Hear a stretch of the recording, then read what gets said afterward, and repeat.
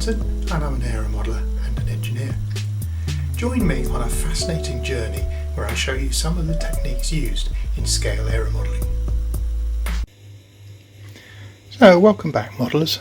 We've made some progress over the last few days and I'd like to show you where we're up to. So this is the underside of the port wing, and you can see the flaps and the ailerons are now covered. These are covered in Diatex, as is the main part of the wing. And I've had a lot of fun and games with the covering material. I've tried, as you can see over here, cover grip. I've been trying original balsa lock, although I've had to add water to this because it had gone really funny, gone thick. That's the trouble with balsa lock, you open it and it tends to go off.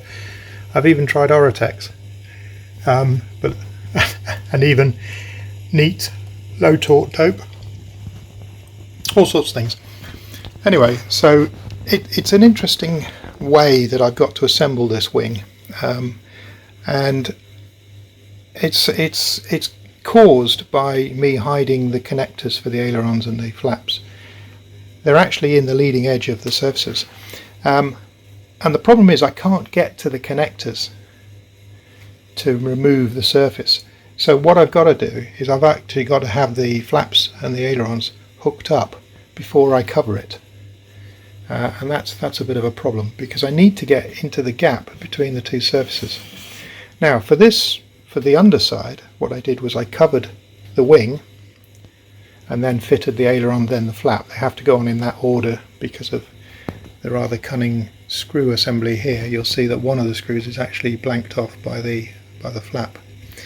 So the underside is now done. The hinges and everything all work, and they've all got nuts and bolts in. They're not the final nuts and bolts. The final ones will be nylox on the one side, and then these lovely little button head screws, which I'm not sure if you can even see them. And it doesn't want to focus on it.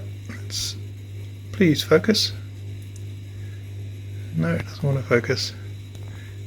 Go back to 1:1, it might focus. Anyway, the little button head screws, lovely little things. M2, 2mm metric. So there you go. That's the underside. Oh, this is interesting. So you know I love my jigs and my tools. Well, this is a little tool I've made, and what it does, so you can see the shape of it on the end profile. What this little tool does is it sands a channel in the wood. And there's a little V channel there. Let's see if we can get the sanding block, and you'll see the shape of the channel. And it sits in there, and it's sanded. Where am I going? Try and figure out how I did it. Oh yeah, that way around. No, not that way around. It has to be that way. Yeah, it's that way. There it goes. It's clicked into the channel. So if I bring up the edge again, that sits in that channel just like that, and then you tape a straight edge along the wing, along the line that you want to adopt, and in this case the straight edge is actually exactly that distance to the straight edge, and then you go to the other end of the wing and you do it again, and then you tape your straight edge to the wing, just tape it temporarily, and then this simply slides up and down against the straight edge and sands this little shallow channel. Now what this is for is so that when the covering goes on, as it has, it goes flat and then it ducks down underneath into the channel, and what will happen is the fiberglass resin and cloth that goes over the leading edge will overlap that, and that little channel will get filled with resin. And that's another way of making sure that fabric never pulls, because as you can see, it's only got that edge of glue holding it to the wing. So if this lot ever shrinks in the sun or over time or whatever, it could slide and pull out of there. So the extra bit of resin will just help that lock that in place. I've also run super glue through that whole channel all the way around, and the channel goes all the way down the side of the wing, over the wing root, over the wing tip, and then again if we come in to the root, it's down here as well. There's a channel there, and then the fabric goes into the channel. It's glued on the flat bit at the top of the rib, and then also into the channel, and it's ironed down solidly. And you probably can't see it, but the fabric goes right into the edge there because we did this before we put the flap on. So now everything's done, it's all hinged, all the surfaces are on, and they are on for the final time. That is it. I'm not going to take them off again. So let's turn it over and I'll show you the top side. Okay, here we have the top of the wing. Okay, and the flaps and aileron that are fitted. You can also see I've done some pinking of some pink tapes and some of the rib tapes and the stitching. I've used the chart pack tape again as the to simulate, as I did before. But the little trick you'll see here that I've done is I've actually put the covering on the inside of the wing's trailing edge, and it's ready to be wrapped over. So what I'll do is I'll bring the top covering right the way to the trailing edge, and it just so happens it does have a wide section to glue to, so it's actually going to be much better.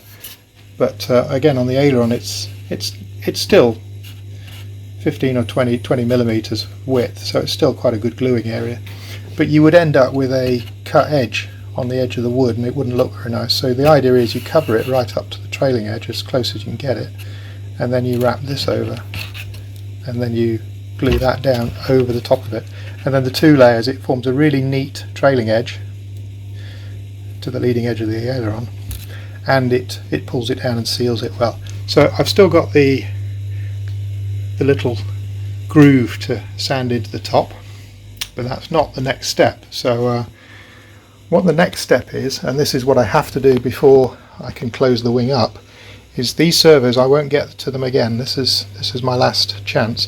So what I have to do now, and this was the reason all the servos and everything are all set up, is I have to reconnect the push rod to the servo.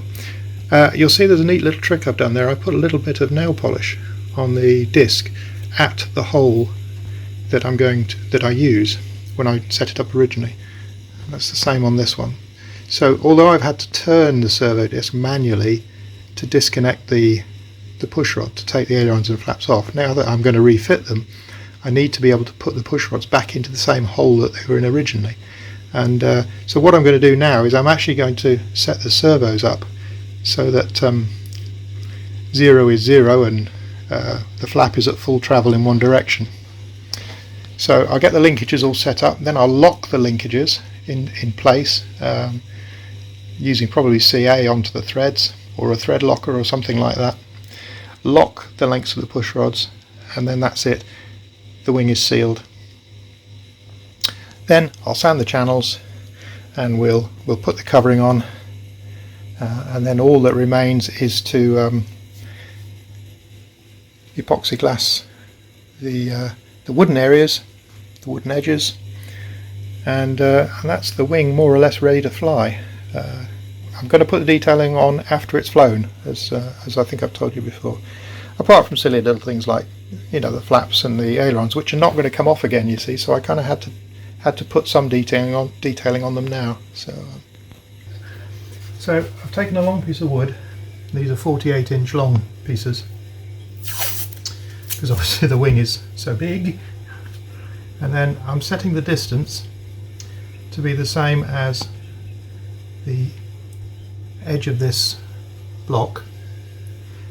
It's just a distance, an arbitrary distance really, but it works. So that's where I'm setting the distance, and then I'm just simply locking my guide in place at that measurement. Do the same at the other end. Now I've got to be careful in the middle, because obviously my guide might flex a bit, so I don't want that to happen. I'd rather not put pins in or anything like that. So We then position the guide like that, and we just basically sand up and down. It's got to be that way around. Do it the right way, it would help.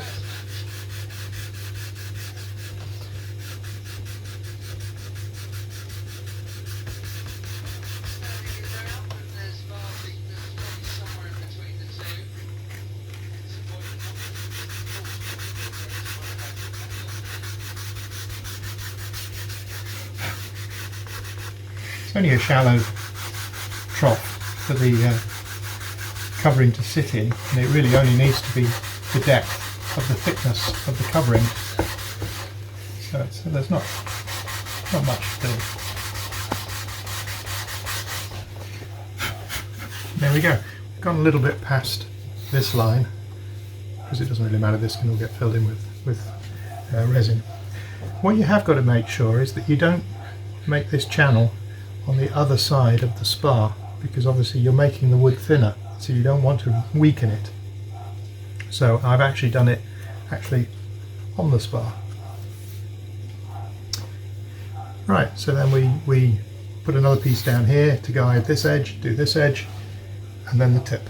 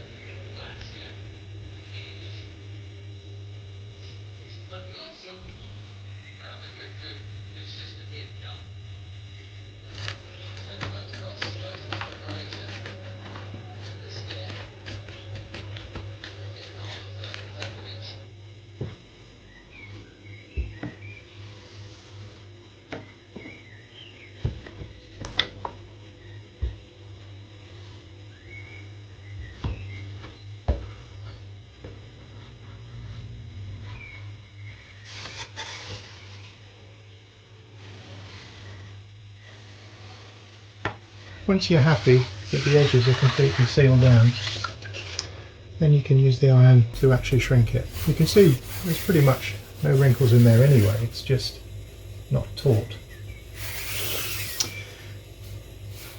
It's a bit of a palaver doing it this way, and a lot of people, when they do chipmunk wings or any aircraft wing that has fabric and aluminium sheeting combined, quite often what they do is they just sheet the whole thing or cover the whole thing in fabric, and then they glass over the top of the fabric.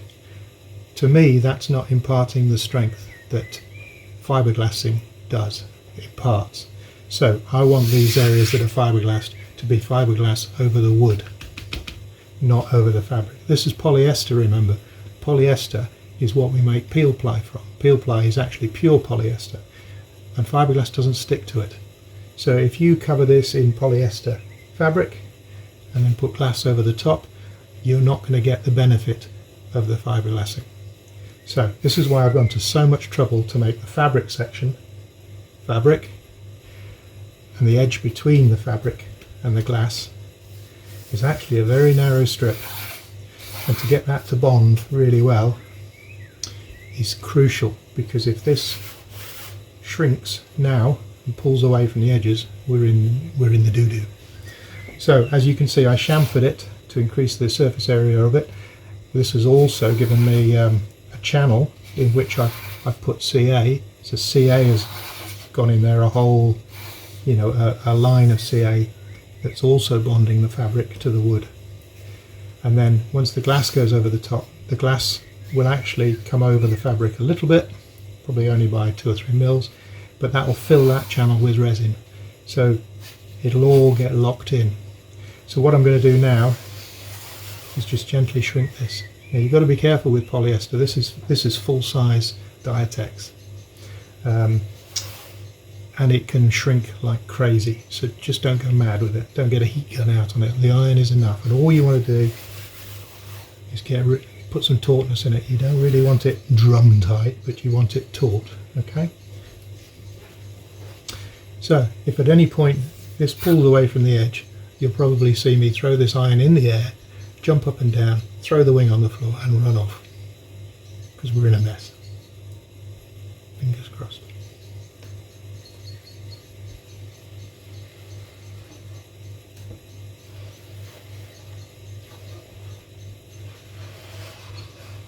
You'll notice I'm going nowhere near the edges. Okay, because obviously the edges are stuck down with heat, and if you want to unstick the edges, which I definitely don't, you use heat. So I'm only heating really the central section. And you can hear that they've got a nice bit of tautness now. The iron is set to 140 degrees.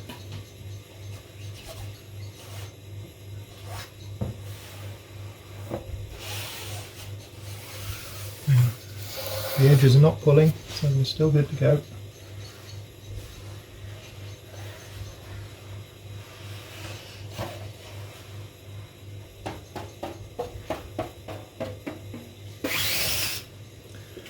And there we go, success! A lovely smooth panel, and all the edges are done as well, all the returns. So all we've got to do now is I have to put a return on the underside of the upper surface that tucks round onto the top, and we don't seal it on the top yet, but we just put this bit in here to seal the edge. Then we fit the flaps and the ailerons, and then we can cover the top and wrap that bit around so it gives a neat finish on the back. Here you can see the top of the wing, and you can see this flap of fabric that is attached on the underside of the groove and in the slot there. So when I've laid the fabric over the top and it comes down to here, I can take it onto this nice wide strip here and not worry too much about this edge, and then once it's glued down, then this would fold over onto it, and we'll end up with a really nice seam along the back here, a really nice edge along the back, and you won't have that really horrible job of trying to tuck the fabric underneath there, because as you recall, the aileron and the flap are now on permanently. They can't come off again. Well, they can until I put that top covering on, but as soon as the fabric goes on the top here, that's it, the wing is sealed and the surfaces are on for good. So I'm just looking at the servo connections and stuff like this, and what I'll have to do next, and don't look at that bit there, it's a bit scrappy. If you remember, I had to tear the hinges out and remake them, so that's why that looks a bit iffy there. Same on this servo linkage here. I've got to just play around with that, but it's all looking really good. There's not a huge amount of throw on the aileron as far as up and down. Well, down there's loads, but up it's restricted. And the problem is the thickness of the shrouds. As the surface comes up, the aileron hits it. It's because the geometry and shape of the aileron's leading edge is not right. It's not scale, and therefore it hangs up in the shrouds because things are not in the right shape. So when I do the next one, which will be the proper one, this is just a test, then you'll see that we'll sort that out so that the shrouding is done properly, and the aileron will go a lot further than that. But hopefully it won't be a problem. Light aerobatics, light rolls and stuff like that is probably all I'm going to do, so we'll see. I'm sure it'll be okay. So the next step is now I've got to make an adapter, little adapter cable that will plug into the DB9, which is the servo, the electronics connector.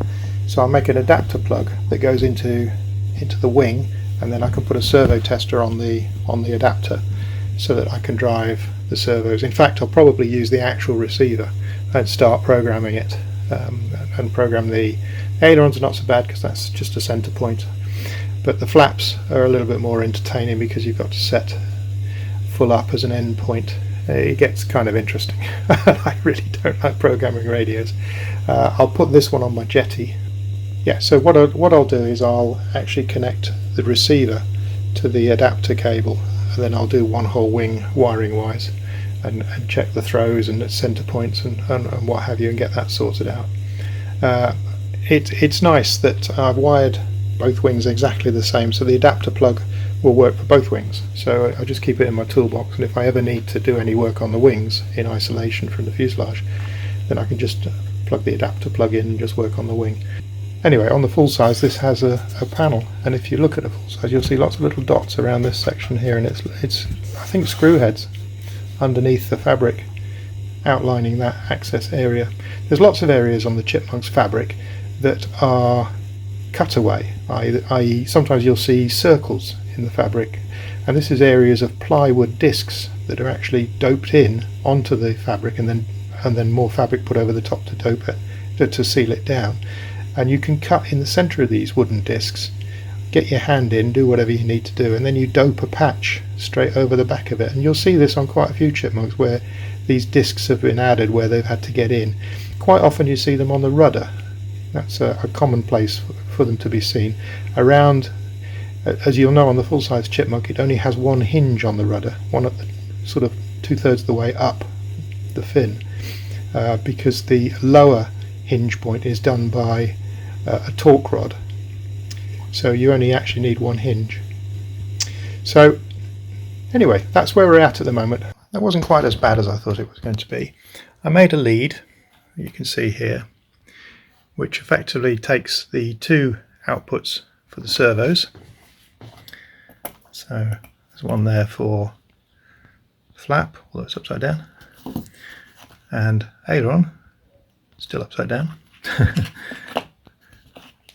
And I've connected them into the Jetty Rex 10 receiver. Now when I'm working on the left wing, which is S1, servo or side 1 in Jetty speak, side 2 being the right hand side or the starboard wing.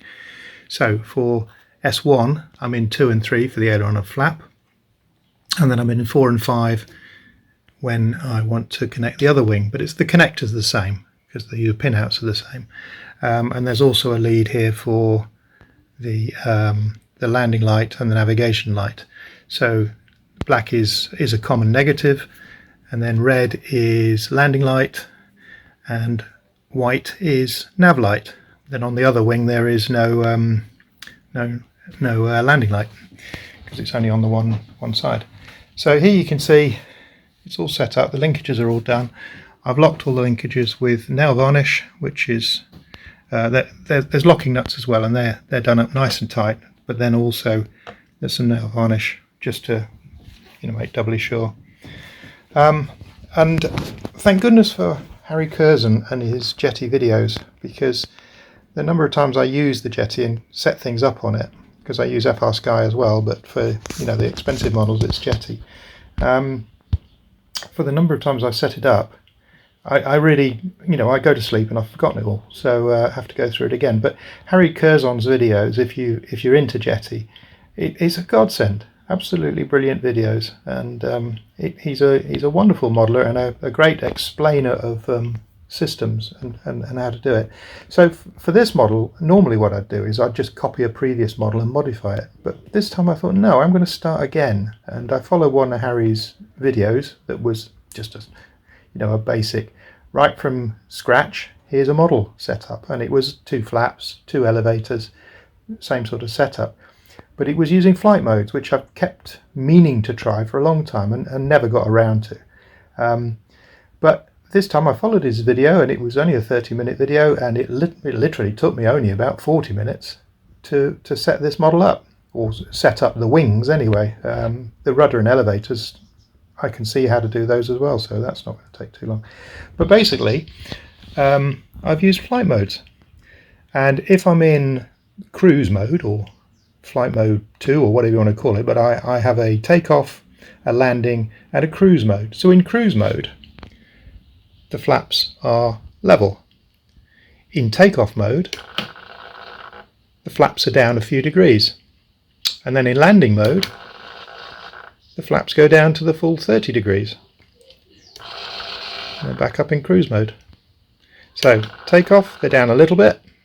You don't have to have them down a little bit for takeoff, but you can do. And then for cruising around, you're at straight and level, and then to land you go full flap. Isn't that nice? And the other beautiful thing about flight modes is that the trim works with each flight mode. So if you've got full flap and you need to have a lot of up trim, then when you go between flight modes, the trim goes to the mode you're going to be in. And I've put a 1 second delay on all of this, so that even the trims and everything is delayed, because if you put the delay in flight mode, it's really simple. He also explained to me how to set up the flaps really easily, and I really struggle with flaps, and I don't know about you guys, but because there isn't really a midpoint for flaps, you have a full up and a full down, and then you have a partial setting, but you can't sort of do mechanically set the servo up at midpoint, which is what you'd normally do. So the way Harry sets it up is really nice. So and I'd suggest you take a look at his videos if you're using a Jetty. Mind you, if you're using Jetty, I'm sure you've already come across Harry's wonderful videos. Anyway, that's it for that bit. So I'm pretty happy that the servos are now set up, and we can put the covering on the upper surface. So it's the next day. We've done a bit more on the wing. You can see I've cut out the notch for the navigation light, and I've lined it with 64th ply. The wire is there, and if that falls in there, I've had it. So we won't lose that. So what I've done is I've attached the covering in the channel, the same as we did for the underside. The only difference here is that we've got this flap here that is tucked under from the in between the aileron and the shroud, and it's attached to the underside of the shroud, and it wraps around the trailing edge. So although the fabric is attached along the back and along the side, it's just a straight line, and you can see the 64th ply. So what this does is it wraps over, and it's got a pink edge on it. It wraps over and we seal it down, and that will make the edge look really quite neat and tidy. And to be honest, I may even, I'm just looking at it now and thinking, I might even run the rib tapes first before, because what should happen is the rib tape should go under this perimeter tape, which is what this is simulating, a perimeter tape. Yes, as much as I want to fold that over and stick it down, I think rib tapes would probably be better to be done first. So there we have it. The edges are all down. As you can see, it's fairly smooth. There's a few little tiny soft spots, but it's down. What I'm going to do first, before I go any further, is I'm going to run some super glue right around the, well, certainly around the channels, the three sides of the channel, and that'll make sure that's down fully. And then I can come in and just shrink that gently, just to give it a bit of tension. And then we're into rib tape territory, I think. I didn't show it, but I've given it a light shrink, and it hasn't pulled away from the edges, which is very satisfying. I've not glued this strip down because I'm not going to. I'm going to wait till the pink tapes are on. So what I'm going to do is I'm going to move on to the other wing and put this sheet on the other wing. But that is more or less it as far as the wing goes. I'll do the other wing and bring it up to this same stage, but then I think I can probably put these aside. I won't do the glass work because I want the pink tapes on first. There's a perimeter tape goes along the front here, and these little marks are where the little raised ridges are going to go.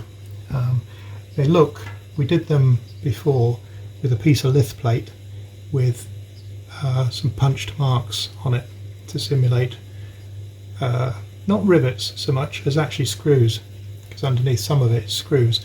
Other places it's rivets, and if it's rivets I use a much smaller tool to make these, but these are the larger ones. These are not for this, because this section here, they're spaced apart, probably one every two, so the middle one of each one is missing, and that will go on top of this tape like that all the way along, and I'll have to do it all the way along the wing, and then the pink tape goes over that from in the little trough over this to a serrated edge along here, a pinked edge along here. Well, I'll just show you this to finish. So I'm still umming and ahhing as to whether to use the Mick Reeves rib tapes and do them now rather than wait for the Pinkett tapes to come from America. Now I know the American ones will be very good, and they'll probably be a little nicer than the Mick Reeves one. They'll be shallower. These ones on the flaps, these are the American Pinkett tapes. These are actually 1/5 scale, not 1/4, so the ones that will be coming should be slightly bigger. The ones I have from Mick Reeves are 1/4 scale, so in a way they should be alright, and I'm tempted. What I wanted to show you here was the lithoplate with the punched dimples. So I've added these over the join between the leading edge and the fabric. What it is actually screws underneath the surface, and the fabric is laid over the screws, is laid on, then the fabric is rolled back to cover the screws and the plates. And I'm going to simulate that by adding fabric from there to here, and it'll be pinked along this edge. We've also got pinking to go in here. This is the section that I was telling you about that appears to be an area you could cut the fabric out on the full size if you really needed to get into the area that leads down to the push rods for the aileron. Alright then, well that really is it, and if you've enjoyed the video, click like and subscribe, and I'll see you on the next one.